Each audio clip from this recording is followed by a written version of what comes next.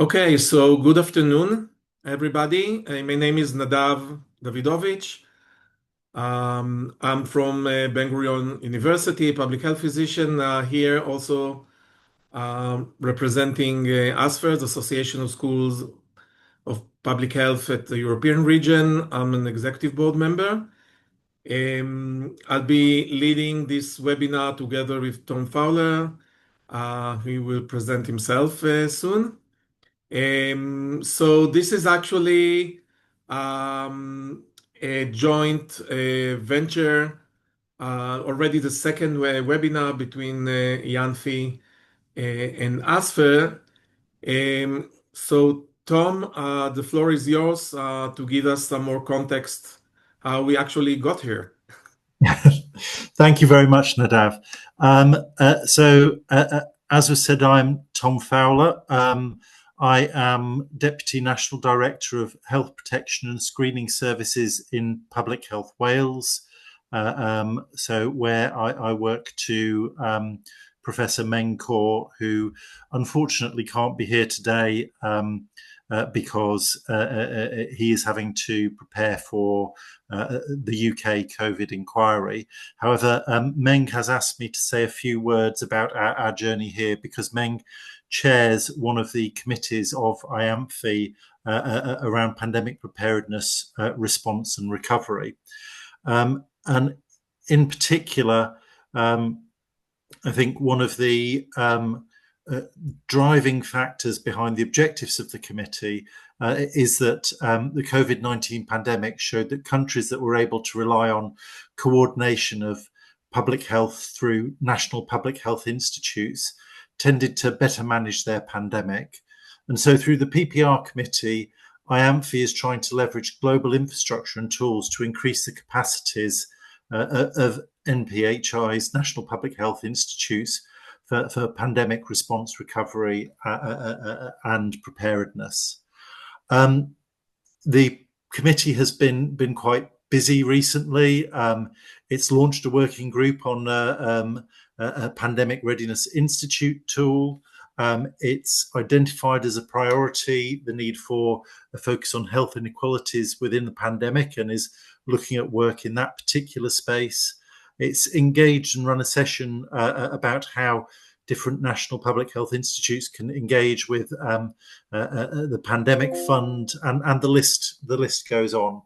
I think what is really important is that essentially from the start of that particular sort of work, ethics has been identified as a key underpinning aspect of all of the work in this particular area.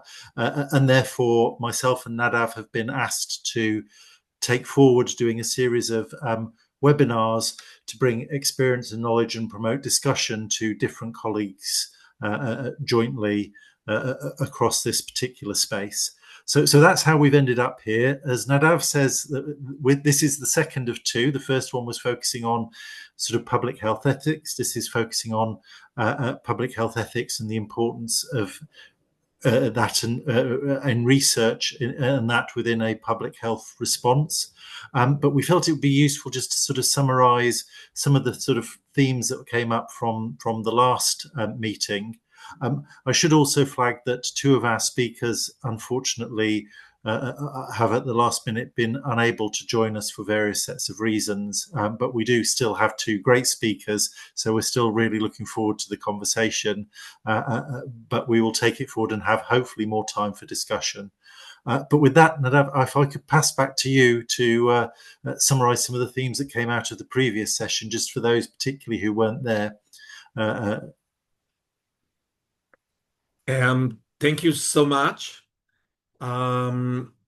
So I think it's a great opportunity, Tom, to have this collaboration. And as you said, indeed, we are very busy. And I must say that it's very frustrating to see that after so many discussions and lessons from COVID, I think that in some ways, at least in several issues, I think we are even in a worse situation right now.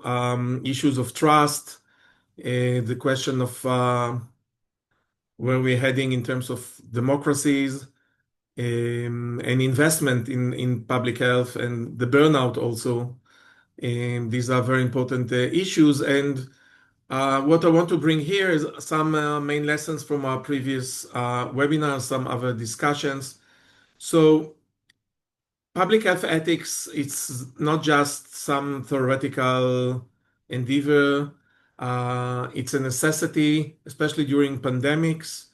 Um, it is important to understand that as public health professional, we want to protect the well-being of communities, and many of these considerations involve ethical consideration, including issues such as health inequities, dealing with racism, um, and without having the public health ethics as a foundation, not as something nice to have later on, we can make grave mistakes.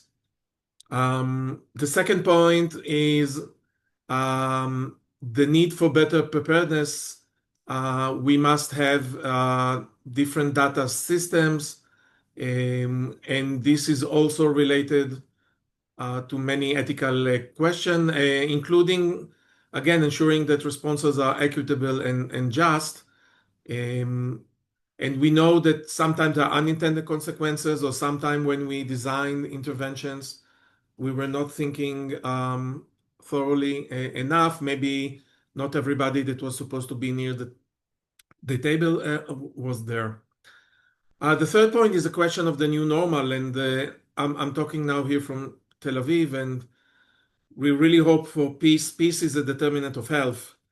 We really hope that the ceasefire will continue. We all hope that the war with Gaza and the horrible condition there is going to be improved dramatically. The situation is really horrible. We also hope that the hostages are going to be back. But unfortunately, this kind of new normal that emerged mainly after COVID, but actually dating back to the First World War, it gives us the idea of rethinking what are the social, political, and technological changes that some of them can bring many good things, some of them maybe much less. This is in our hands. But the ongoing uncertainty is something that we need to think about because it's becoming much more integral. The fourth point was the issue of the global collaboration, and IANPHI and ASPHER, and of course many other organizations. Now, of course, the WHO facing very hard times with what's taking place in the US and other places. It's highlighting the challenges and the need to collaborate. We are going to open this week a working group within ASPHER on solidarity. It's very relevant. Solidarity is between countries, within countries, solidarity among professionals. That's also something that is very important. So these are some of the main lessons, and we also spoke about, and also, of course, the public health measures such as quarantine, etc., that sometimes can be very coercive, and we need to have them evidence informed, and again, to see how vulnerable groups are influenced. But we also raised some key points for further discussion. And you see the last point is the question of research ethics. So this is why we decided that we need to invest more on these questions, but also questions of inequities, for example, in vaccination, public health workforce professionalization, and global governance. This is very timely a question, and how to use ethical frameworks that will be relevant and timely, and not just something that you put on your office or just in the drawer. It must be something that is alive and relevant. We're going to present also later this week about teaching public health ethics. That also something that is very important. So this was a kind of an introduction. And now I'm very honored to have with us, I actually two very good friends, both of them from ASPHER.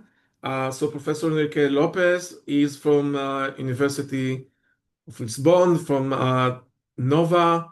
He's the director of the NOVA Center for Global Health. He's doing so many things, and I'm sure that we are going to learn from him a lot. He's also part of the Public Health Emergency Task Force of ASPHER. So thank you, Enrique, for being with us, and the floor is yours. Thank you, Nadav. My pleasure to be here, to be invited to participate in this webinar. And what I prepared on ethics, I need to share.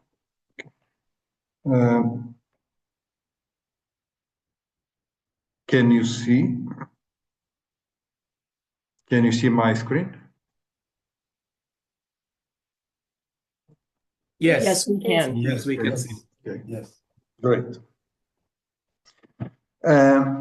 What I'm presenting today, it's about to prepare the emergencies in the ethical side too, because usually we prepare the operational and tactical issues, but we forgot many times that it's possible to prepare a drill on ethics.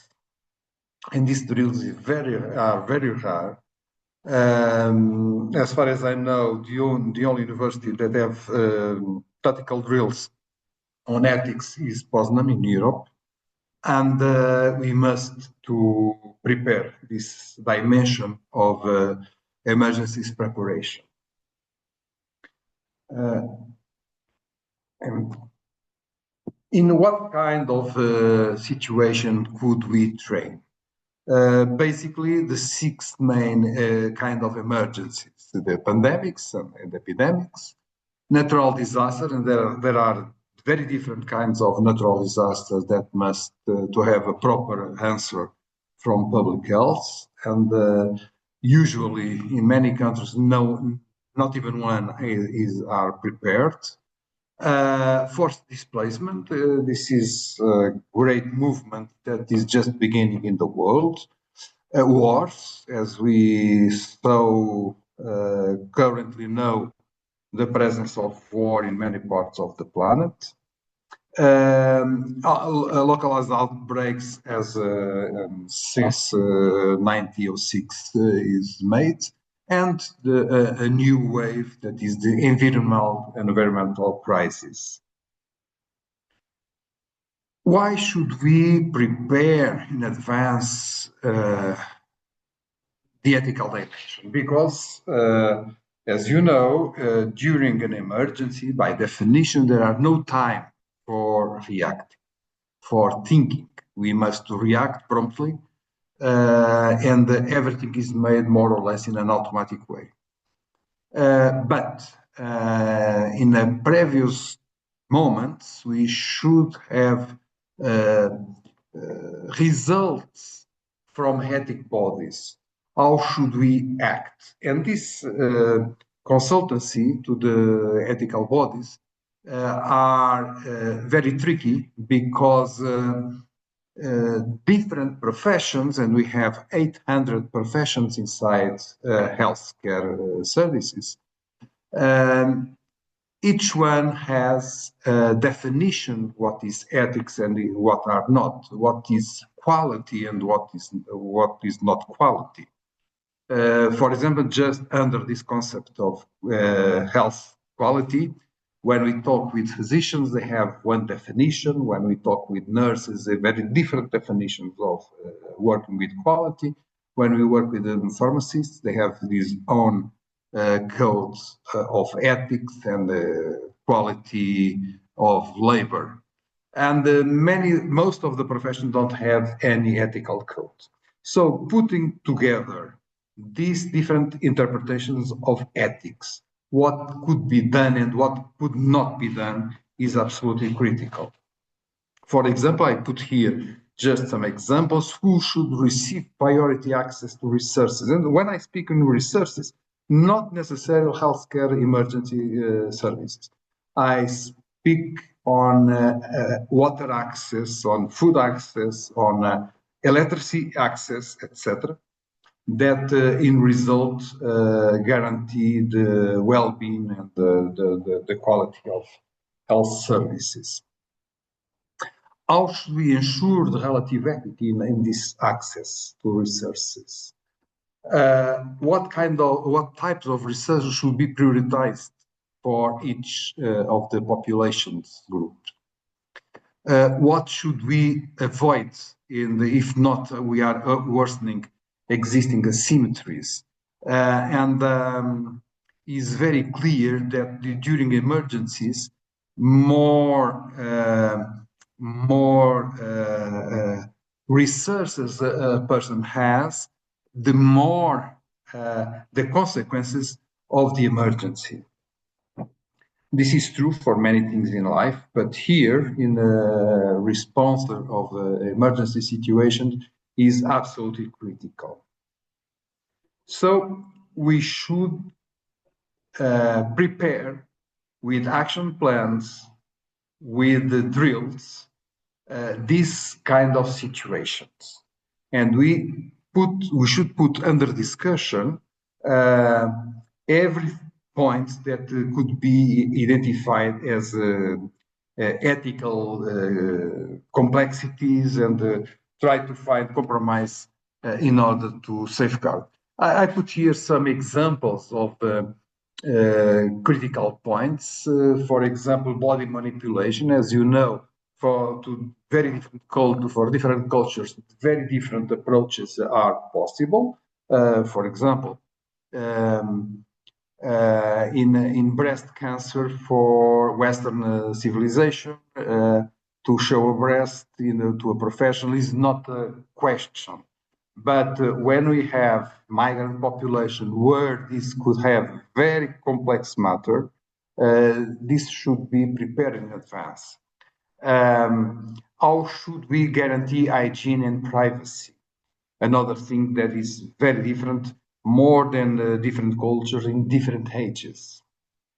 The importance of preparing the answer for specific social groups that are resistant for certain clinical procedures. I do not speak necessarily about migrants and minor groups. I speak even today for a very rich groups that are very resistant to vaccination, to non-vegan and similar foods, and during an emergency situation, how to deal with this kind of people, how to maintain our answer effective at the same time respectfully for the recipients.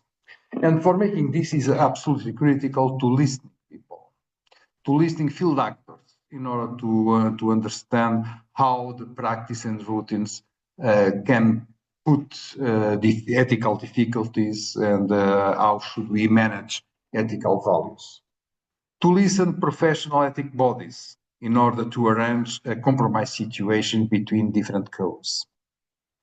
To listen community leaders in order to understand what is accepted or not accepted for each one. And we should train a lot.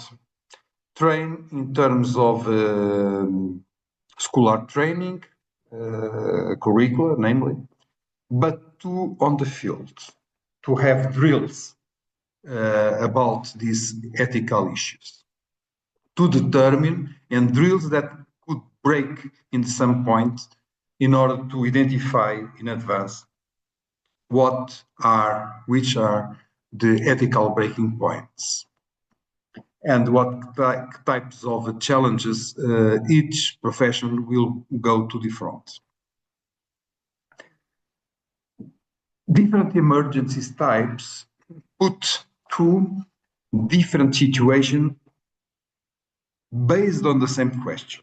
In other words, when we speak in ethical training for a war, this is very different for the same procedure in the tsunami or in an earthquake, and the professionals should manage it in a very different way. How to guarantee and train coordination between professional groups in order to do not leave people lost in the system. How to use and guarantee the ethical implications of technologies. And this is very actual, namely with AI, but not only. For example, the registration of persons, light, I would say the light technology and IT, and to determine where are the breaking points of mental health support and how should we provide ethically mental health support during emergencies that more than ever they are needed. So putting all of this together, we should have and should manage local level and international level. At local level, we need to determine what technologies will support the emergency responses. Because easily we have emergency providers from different parts of the country, for example. And if they use different technologies, very simple things, for example, different kind of radios and walkie-talkies, how should they communicate? And if there are scarcity in this research, how should we communicate among teams with a limited technology? For example, this was one of the critical moments in the 2017 when Portugal, my country, has huge wildfires, and it was absolute chaos in terms of communication among emergency responders. The resilience of each one of technologies, again, making my country as an example, we had 3 months ago, a blackout in Iberian Peninsula. And during this electrical blackout, everything collapsed from the main communicators as Vodafone and other international operators to fuel support to hospitals. And it was just electrical blackout, a technological problem. It was nothing amazing. It was just 12 hours. But in spite of that, many hospitals remain in the border of collapse because they have no access to electricity and the fuel deposits are running out very quickly, and because the cars are completely stopped on the streets, it was very difficult to refuel the hospitals, and at least 3 of them was on the border of collapse. In what extent the technology exacerbate the pre-existing problems, or in all countries of the world, I think the healthcare systems are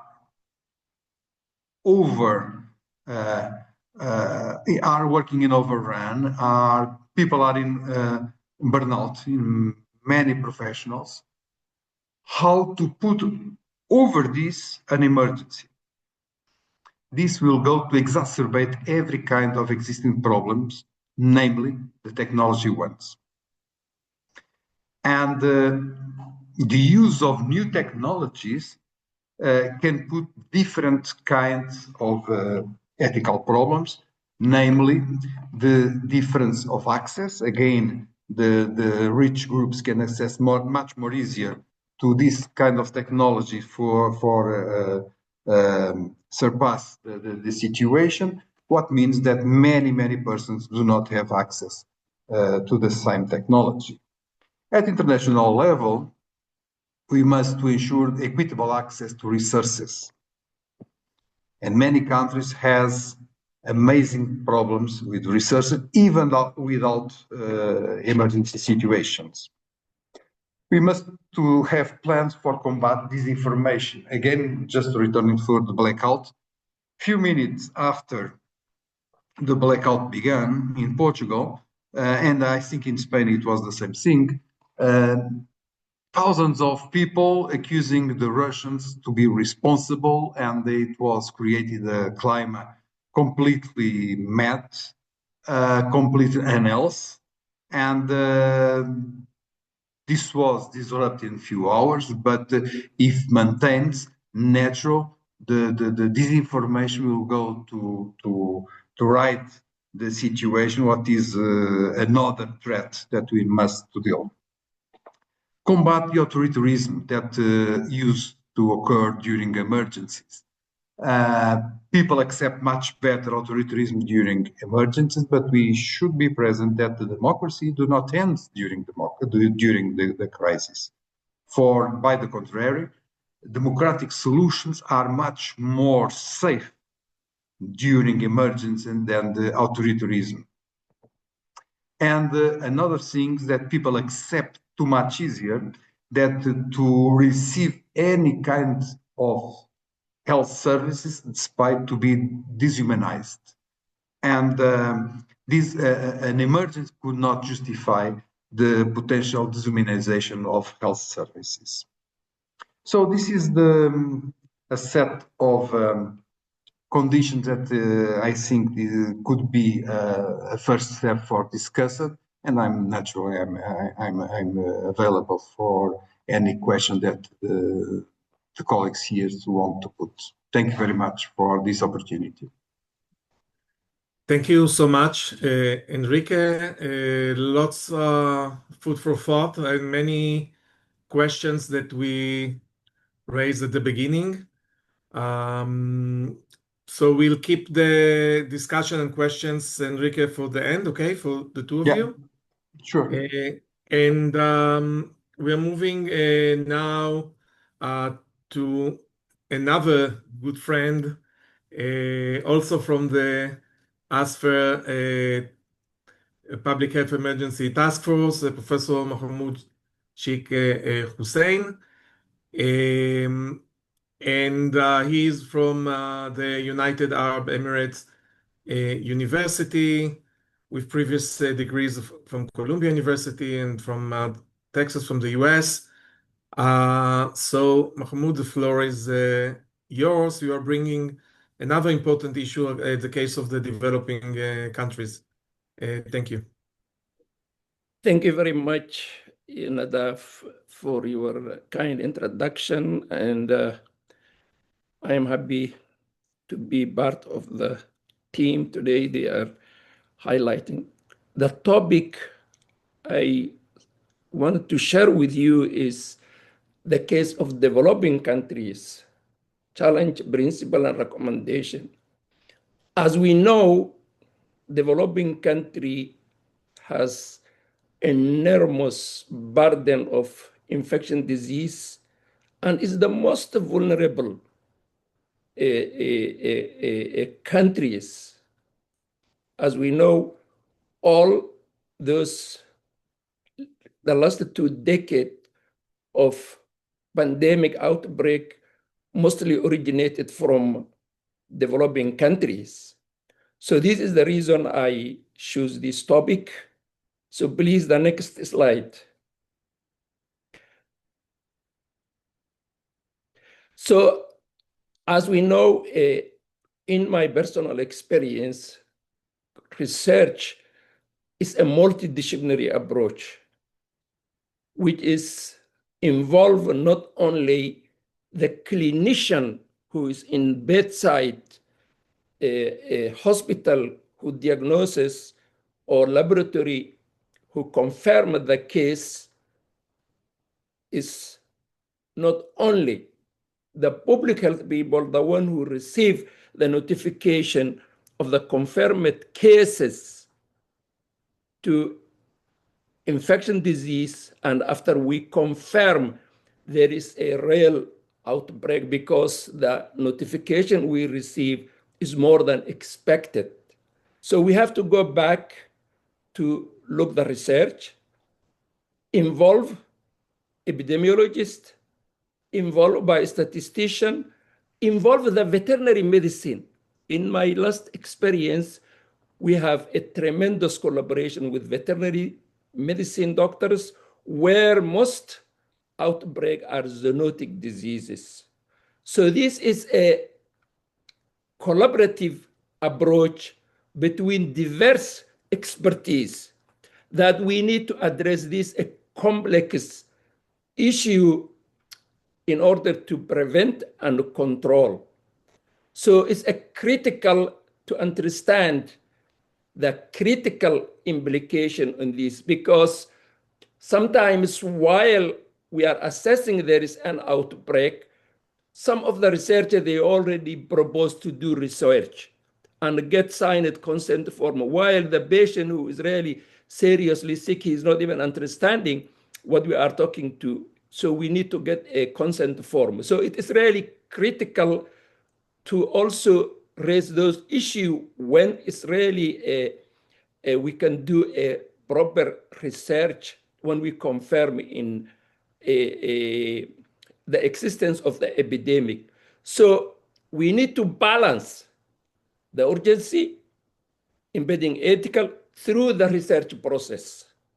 The next, please. So as I am talking in a particular case, the African case. No, there is another, this is the second one or the?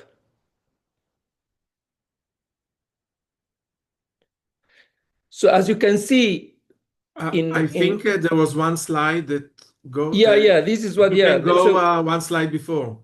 Yeah, can you go please this? Yeah. So why we focus on developing countries?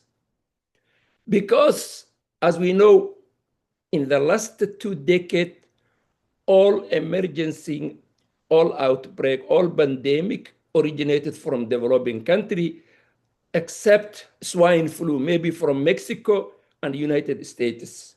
So we know from avian influenza from Vietnam to COVID-19 in China, SARS from Hong Kong, Mpox in Africa. So most cases, they are originated from a developing country.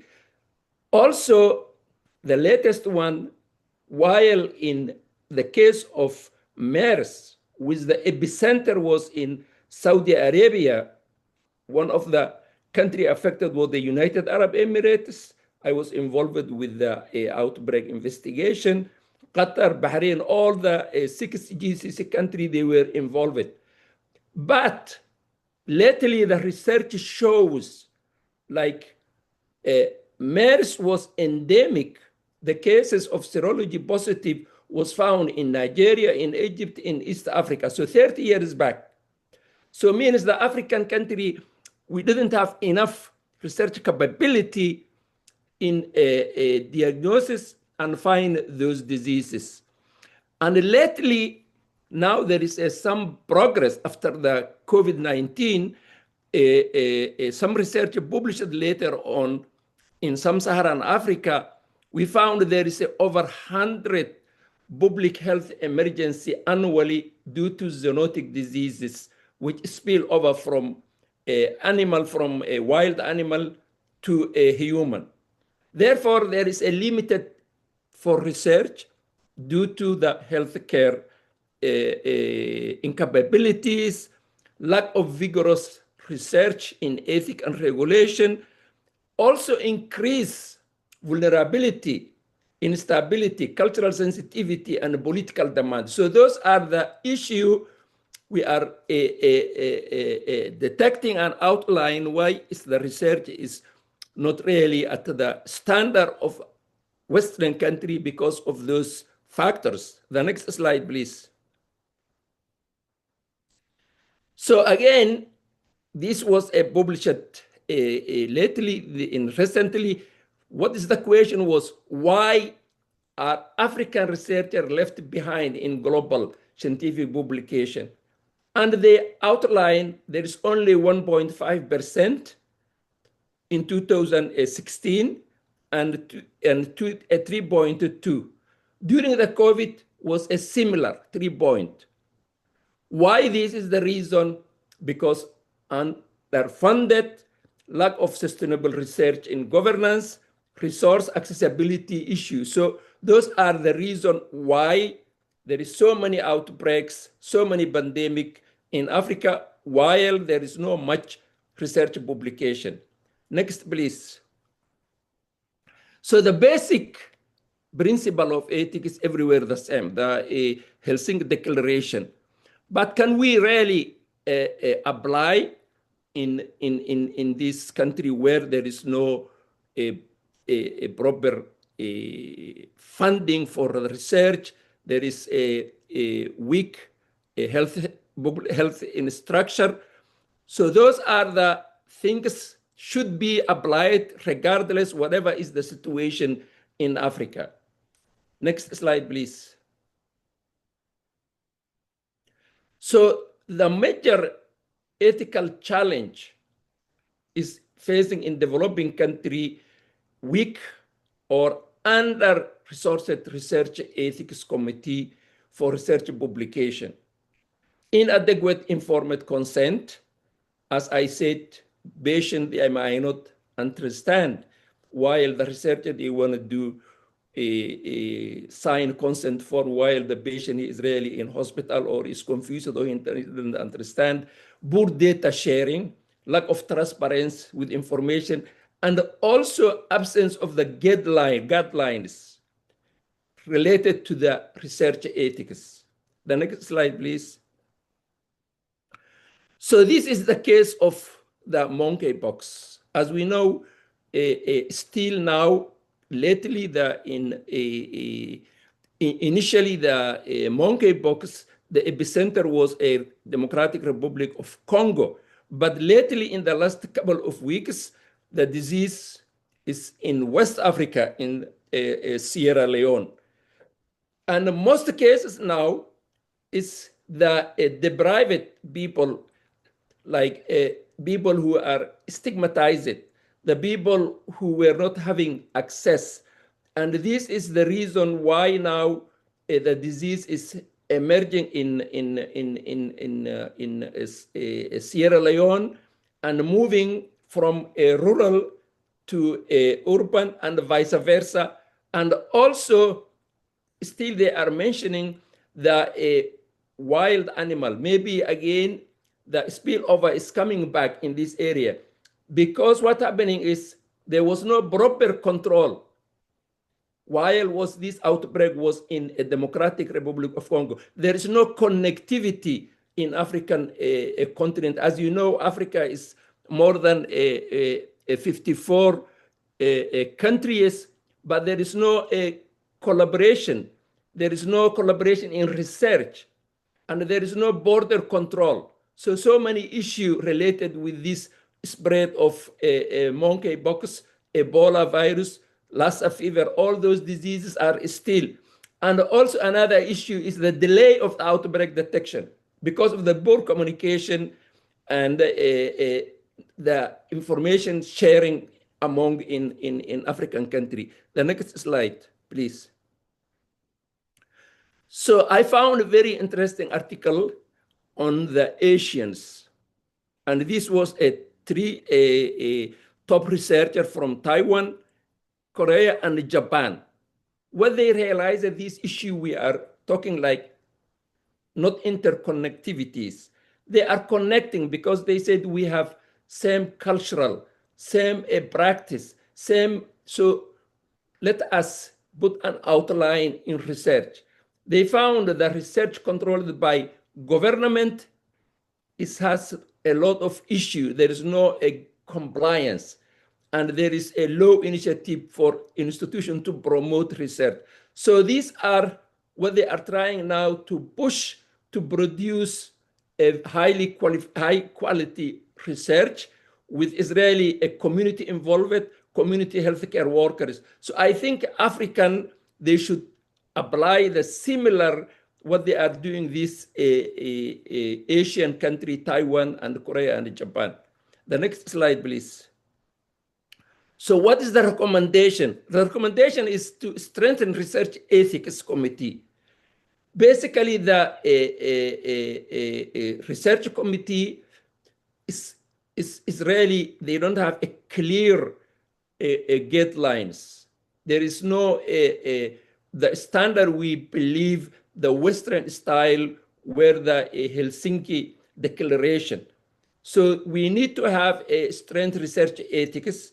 We need to ensure informed consent, respecting with the culturally sensitive issues, protect vulnerable people, training researchers, doctors, they have a highly qualified professional in Africa, but we should train research. Anyone, while I was studying in medicine, I am not trained to do a research unless I learn from when I was doing in a postgraduate training, I have to understand. So invest research. So allow accessibility to a publication and contextualize the global guideline to local reality in Africa.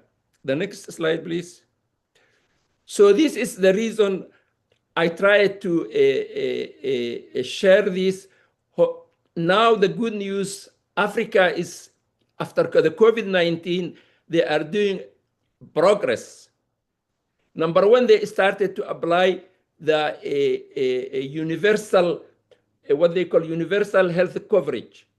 They are developing surveillance, at least East Africa, West African, at least regional levels. So this now, we would like to, the African CDC is recommending to even have a vaccination factories in Africa. So Africa to be a self-sustained and capable to do some research comparable with a standard ethic internationally. So this is what I wanted to share with you. Thank you very much. Thank you so much, Mahmoud. This was fascinating and I think very complementary with Enrique's presentation. If you have any questions, please have them on the chat. I have some questions maybe to start for both of you. It seems that now more and more NGOs are entering into the field of pandemic preparedness and response and also research, including in both, I think, developing countries. Sometimes these NGOs, they have a much better relationship with vulnerable groups because they are working with them. I can bring the example of Physicians for Human Rights, for example, in Israel. Now, the problem that many of these NGOs, because they are not rooted within, they're not within academia or they are not within official government or other health facilities, sometimes they don't have the same culture in terms of doing research and doing and having this ethics. Maybe they have much better ethics in other fields, but maybe they don't have it in a formal way. So I wonder if in your experience, you had interactions probably also with NGOs and how you see this, how you think it could be the best way to handle it. And I'm thinking of specific cases we had in Israel that with unintended consequences, there were problems with ethics. Now some of these NGOs they have much better structure. Yes, Mahmoud, I saw you raise your hand. Yes, I really, this is a very important question, not the only NGO, but also the social workers. So those are the really, in my personal experience from HIV/AIDS in Haiti till now, the community and the NGO, they establish very a genuine understanding with the community. It's not like myself or anyone who just have a short time to ask some a question, and the community or the person I am dealing he is not feeling comfortable. But community healthcare workers, the NGOs, they train, they synchronize the feeling of the people. Mostly now what is happening in the success of Sierra Leone is the NGO and the community workers, which really wanted to go through the private, the stigmatized people to come out. Mostly now in the cases, it is the most underserved community, they are coming out because of this NGO or the community service, which they spend, which they talk the same language, they will sit with them, they make them comfortable. So I think it is really NGO community workers, are social workers, they are very helpful. Unfortunately, the other side, because of this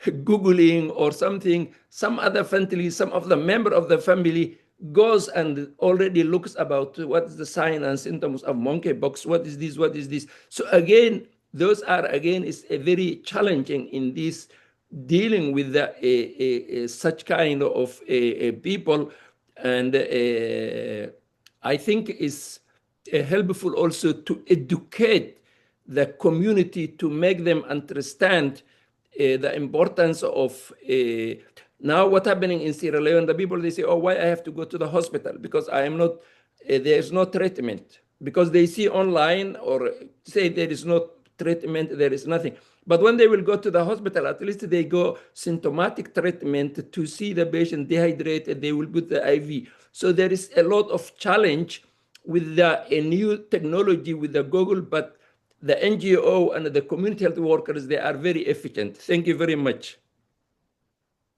Thank you, Mahmoud. Enrique, any thoughts about this? Yeah. Yes. It's very good to have NGOs on the field, but I have two kinds of concerns. One is they do not be outsiders. In an emergency, to have unity of commandment is critical importance. The resources are scarce, and we need to manage carefully the resources available. And if we have, despite the best intentions, if you have one group acting independently, this could transform the group in a troublemaker. Second reserve is many of NGOs are faith-based organizations. And we must assure that despite being faith-based, they should provide the services without the bias of the faith. Everybody should receive the care with the same principles, with the same, without prejudice of do not be of the same religion or from a religion that I don't like it or something like that. But this is manageable. This is manageable, but we need to, again, it's necessary to train this in order to see if each one of NGOs are keen to action, but another thing is if they are good to action. And if we know in advance how and where this NGO could be useful, we can use with a great advantage. If we put all together in a chaotic mix, we can just generate troublemakers. And this is not connected with the persons. This is a question organizational issue. I totally agree. But that's something I think we need to consider sometime. It's a bit neglected. Yeah. Tom, any question from you? Thank you very much. Yes, I had a question, partly drawing on my personal experience about a dilemma that I was hoping that we could get your views on. So I'm sure that we all experienced in COVID-19 pandemic response just how difficult it was to undertake research, and I think some of the comments that Mohammed made about the challenges in areas that have less resources are particularly pertinent. But Henry, you also talked about different groups not wanting to access services and that being a challenge. So it takes effort to do research, and it's difficult and time consuming. And I personally found that conflicted with drivers to undertake action and deliver, and sometimes there were resource decisions about putting focus on each of those. So I guess my question to you both is how do we deal with that tension of when the knowledge isn't entirely there, but actually there's a drive to act versus the resources needed that may take away from that to do proper research at the same time? Sorry, final bit. Both of you mentioned the importance of training and people being prepared. How do we train our public health workforce to deal with ethical dilemmas like that? I think there are different approaches, complementary approaches. One is theoretically in the classes, in the curricula. In my point of view, there are no enough room for ethics during the courses, and the students should be much better prepared on this matter.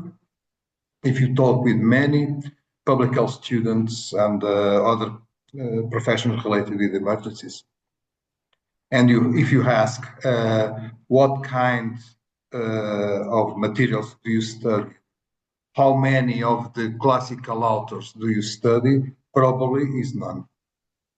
A second more operational situation is necessary to have drills about this, and only with drills, when you put together, usually the first is happens in a very bad way. The only preparation I know very standardized, very high quality is Poznan University, where the students from public health, from physicians, from medicine, from nurses, etc., they are put during 3 days in exercise on the field, on the forest, living as a refugee. And during that time, they are persecuted by real militaries that are involved. The militaries are involved, the police are involved in the drill, and the university demands to these persons to act the more near the usual or more tough than usual. And the students' reactions usually is a shock, and some of them avoid the preparation. But I think that only with this kind of drills,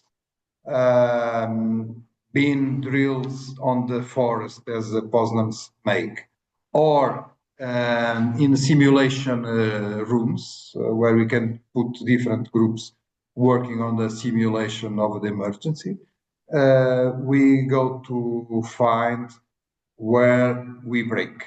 And we break usually when we do not establish a very good priorization of what is the most emergency inside the emergency. The other break point is the technology, as I spoke, and use more and more technology. So each technology is a breaking point, a theoretical breaking point. And prepare people for working under real pressure. My experience on this is very limited, but despite these limitations, the people I had under my supervision easily came to burnout situation. And we need to prepare for how to deal with real, and I speak even aesthetically.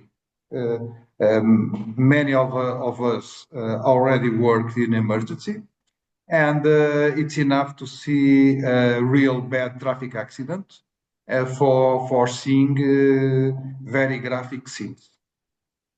And when we employ people that usually do not work in the under such effort, when we put people working in a very graphic situation, many of them suffer in the first moment. So it's again training, because no one born with a curse.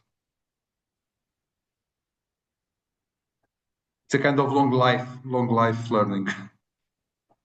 Yes, I think in COVID, we found the government directly or indirectly support research.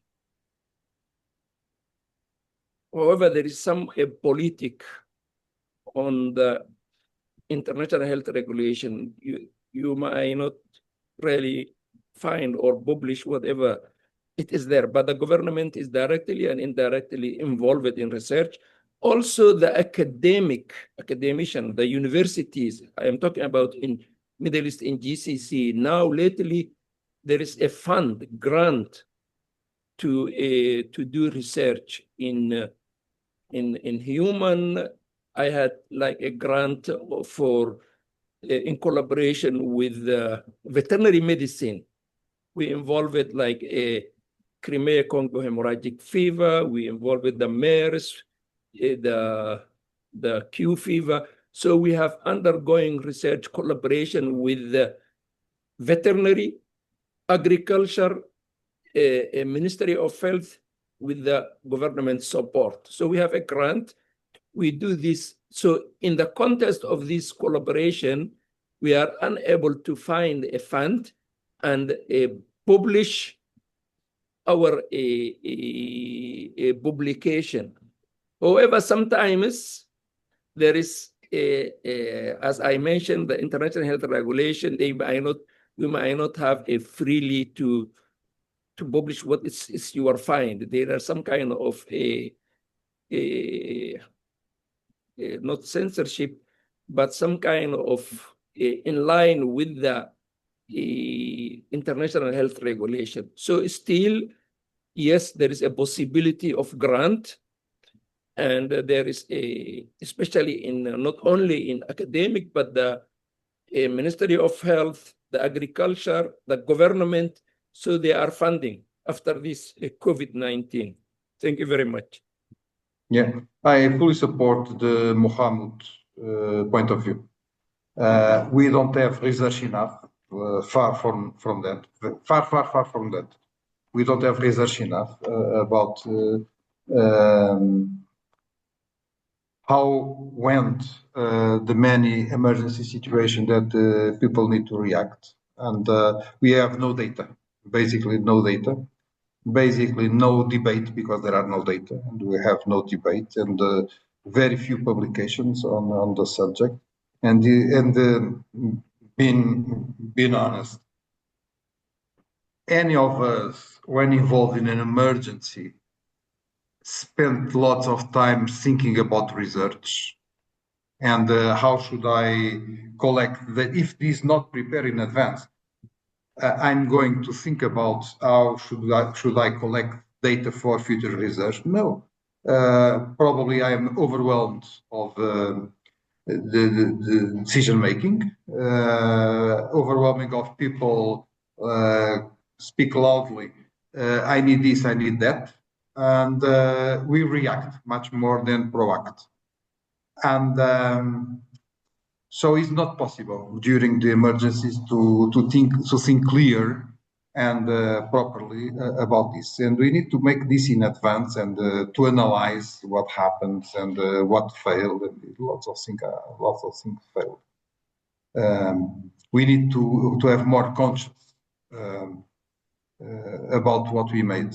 And many times we make lots of mistakes. And I don't know if it's possible to make better, but we make with what it was possible on that moment. I think as a public health, we learn it to be outside. Those people who really sit in the lab or in, and they want to just get the data and publish, that is not the thing, the way we work. I found going out as a public health, I have to go in the field. I have been in the slaughterhouse. I have been veterinary department. I have been in a food authority. So to interact with the people, to understand it, to make it, to build a confidence and a trust. But our colleagues, they are sitting in somewhere and they found ready-made research and publish. So that doesn't work. You have to come out, share, and build a team. We had a team of biostatisticians. We have a team of epidemiologists. We have a team of veterinary. We have a team with occupational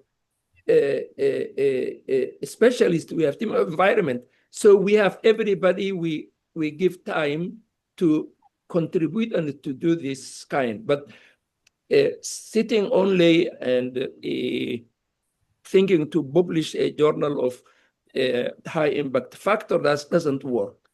So this is my experience. Get out, meet the people, build your a team. That is the way it should work as a public health specialist. Thank you. Thank you both. That's really helpful. Nadav has had to step away to take an emergency call, so I'll do a bit of the comparing. But just to build on that comment, one of the questions that we've had in the chat has been, given the experiences from Camilla, given the experiences of limitations experienced by organisations such as WHO in the recent pandemic, what should national governments do differently to strengthen their own preparedness? And Mohammed, I just was struck by your comments about the need to build teams and that research isn't about individuals, it's about developing that capacity and capability. If well, both of you had thoughts on how we build the research capability for pandemics to respond in exactly these types of situations. And Henrique, I was very struck by your comments about, and remember what it's like in real life for some of these people to deliver that particular sets of activity. And Mohammed, actually, you were saying the same. So how we get the skills and the work sets to do this type of activity in a systematic way to inform our actions. I can share my experience during COVID pandemic. I was scientific advisor of the militaries in Portugal. I worked with them, and it was very fruitful, I think, for both sides, very fruitful. There are the unity of commandment, as any military has. The gentleman that commands this group is probably the next Portuguese president of Republic. Because it's become very known on these functions. And in a lateral way, I worked as a scientific advising of this military group in articulation with the military health services. And as I said, in the moment that in the second wave, especially during second wave, when the public services already collapsed between middle December 20 and middle February 21, the militaries assumed the leadership of fighting against COVID, and we achieved a very, very good result. and we was one of the European countries below the average in terms of morbidity and mortality, despite to have very difficult moments, natural, in January 21. It was very difficult, but because everything, it was very splitted, those that should act in logistic, those that should act in communication, those that should act in as physicians or as nurses, and those that act as a scientific strategy, that it was my job there. We was articulated, and each one could work as a team, and very integrated, and I think the word is integration. Integration and do not overlap. A strong, hard command, military command, helped a lot during the situation. And looking from the future, the actual moment, it was one of the most fruitful moments of my life, this year of work. So I strongly recommend the importance of unity in command, strong command, and the split of functions, and do not forget the research, as Mohammed spoke about, absolutely critical importance. Because Yes. even during the emergency, it was possible to think about data and to make a fine tuning of our action. Because we have plans, but the plans by the end, it was very different from the beginning. And this was permanent fine tuning in front of the situation in a daily basis. Yes, thank you, Tom, and thank you, my friend Enrico. I am a member of the ethical committee in the UAE. So we did really very rigorous to look the research question, the rationale, the study design, the analysis. Also, as you know, the UAE is a multicultural, multi-ethnic. The language, because the people, they speak Urdu, they speak Arabic, they speak different language. And then we look at the translation, how this correctly translated, and how the you will get the consent form. So a lot of time we found the BI is just a referencing paper, and he would like to shortcut in publishing the paper while he doesn't know the community issue. So we need to really, and in the ethical committee, we have different specialties. As I mentioned, even the layman is included in the committee, which he sees how he will respond. I remember during the bird flu, I was in the Department of Public Health, and the ordinary person comes to me and saying, "Oh, in my area village, the chicken, they are dying, doctor. So I have to send my team to go there and then collect information and inform the veterinary medicine. They have a poultry center." So this is the way how things working. It's not a researcher to stay in his lab or in his department without going out, without knowing what's happening in the community. So it is really very challenging in the context of doing research while you are not aware what is going on in the community, what is the research question, how you will approach, so it's really very serious and very rigorous.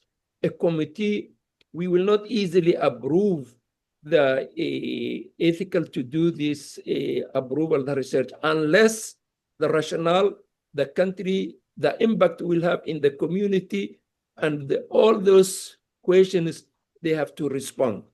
So it is really a good point, like after the COVID has been improved, and even the people, they understand. So we use it to give now a training, even in the academic, how to do research. The same team I said is statistician, but they will go this kind of a training to including medical student, PhD, to discuss those kinds. So we need to train the importance of the research, the importance of the integrity of the ethics.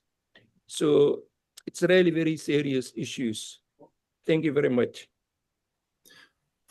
Thank you both for those great responses. There is a second question in the chat from Christina, which sort of states that we've discussed the balance of equity and trade-off, but points out that ethical decision-making in emergency situations is not just two-dimensional. It involves multiple intersecting dimensions. And there is an ask about, could you point or comment on work that addresses multi-dimensional ethical issues in public health emergencies and supports ethically sound responses? Again, you both talked about the wider set of ethics and the training that's important in that. I've also used the opportunity to point Christina towards a report that I commissioned about the ethical integration of research in public health emergencies. But I'd welcome your views about where we may be able to direct colleagues to look at this area.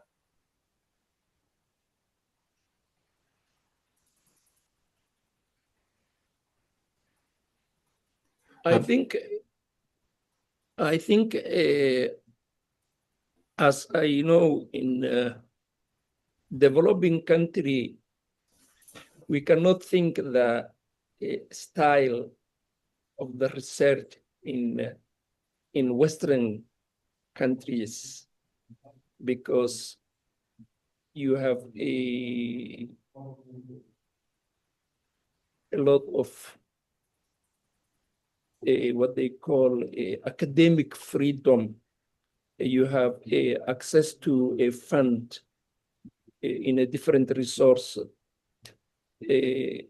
So it's really as far as in developing country, we cannot compare the model you are enjoying, but we need to improve little bit on the standard with the ethically acceptable in that it will make us having some fund, government involvement, not to decide whether we publish or not what our find, but to support the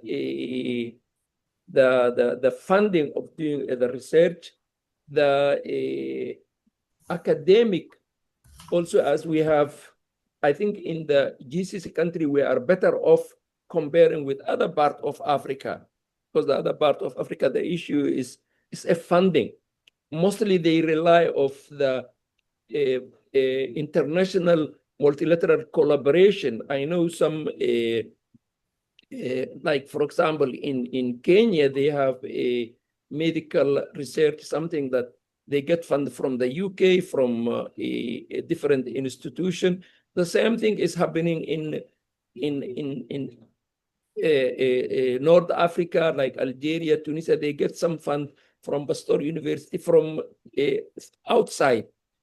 But again, sometimes they might not, they get the fund from a European institution, but they have no the control.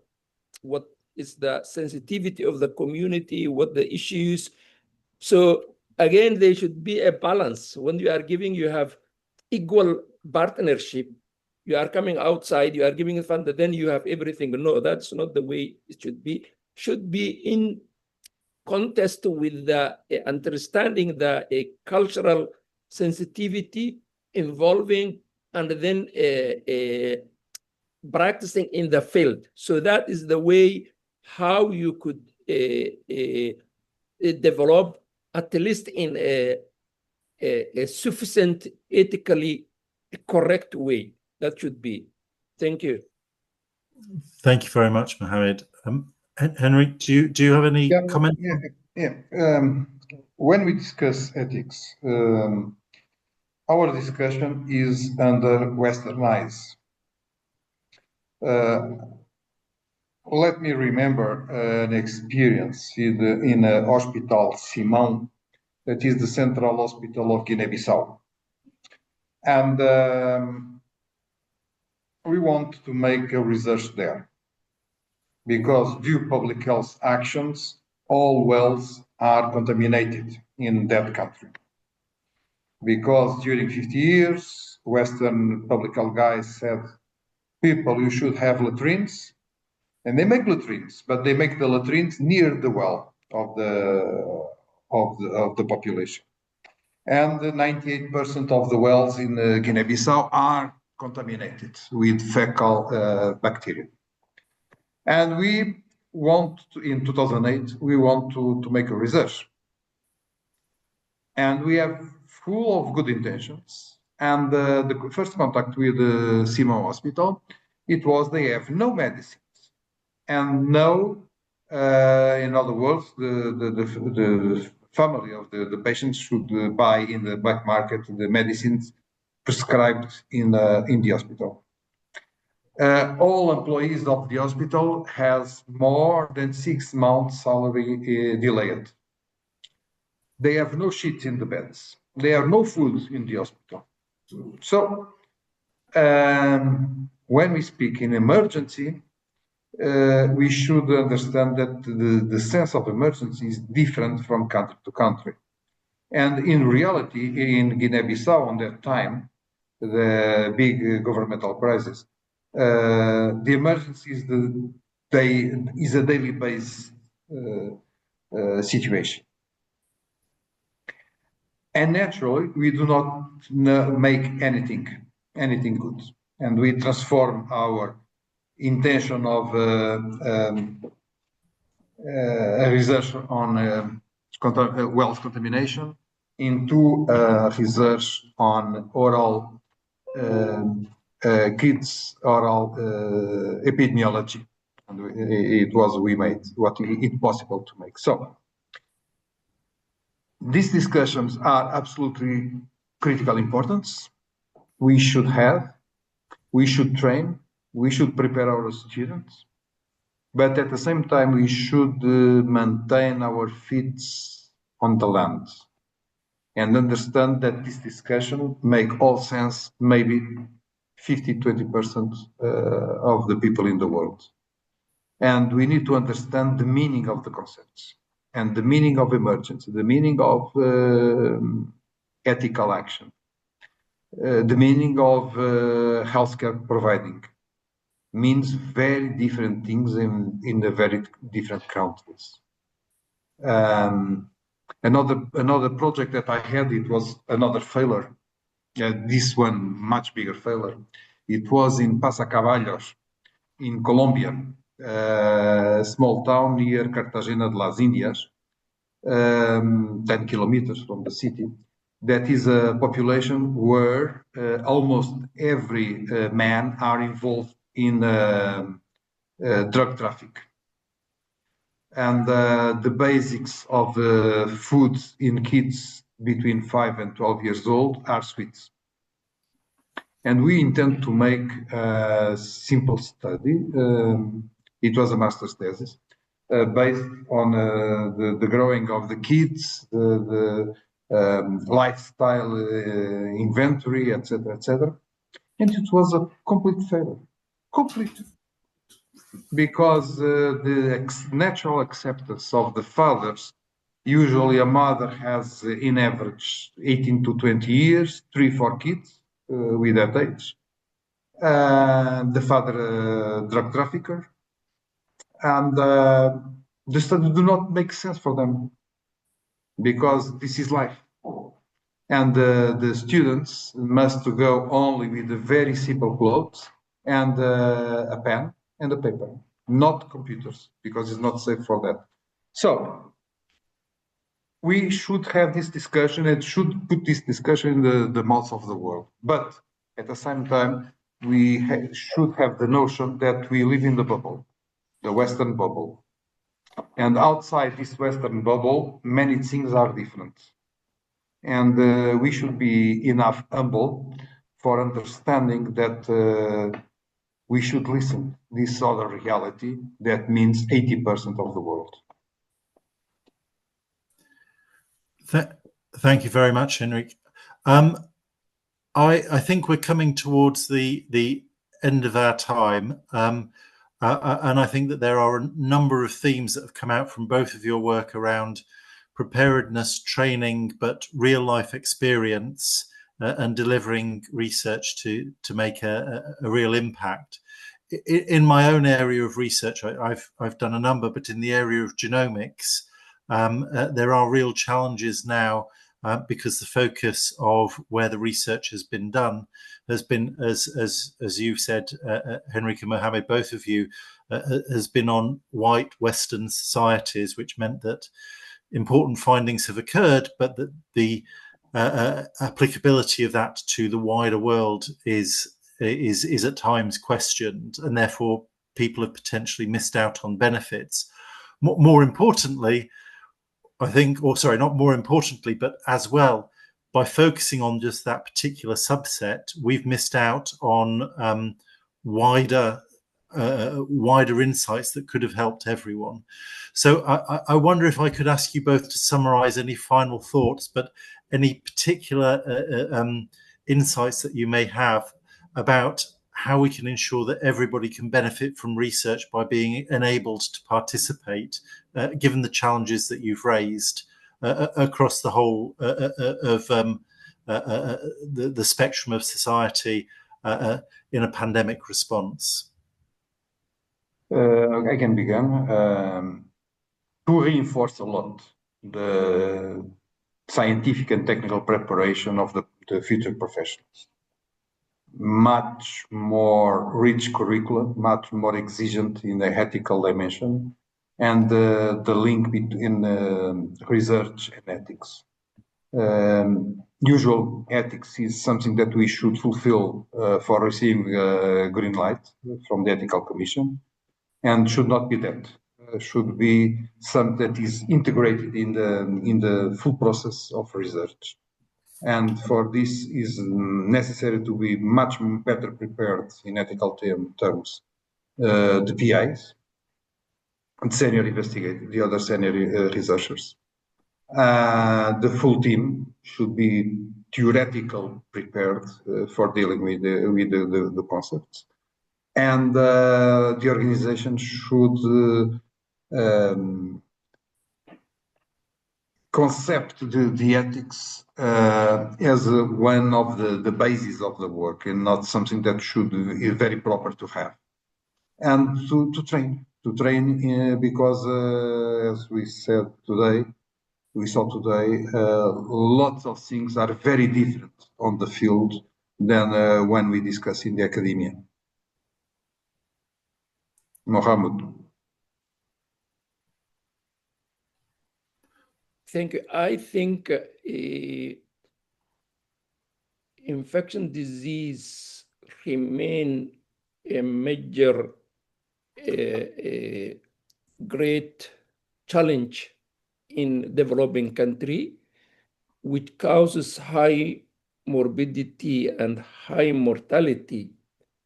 So before they have the big three, like HIV, tuberculosis, malaria, cholera, yellow fever, so many endemic, which is really continuously causing major challenge. In addition of the current outbreaks, we can see the COVID, the Ebola, the monkeypox. So do we expect high quality research? I don't think so. We expect to improve the basic healthcare system, to have a basic primary healthcare, clean water, the issue of child mortality, malnutrition, so many issues they have it. So I think it's a good research is needed, but there are major other issues they are facing. As my colleague said, the fecal contamination. How many thousand or million die children from a contaminated fecal, a contaminated water in Africa, other developing countries? How many they are missing vaccination? So many other issues. So I think the high quality and integrity, it looks like a luxury. So they have to improve the basic fundamental healthcare.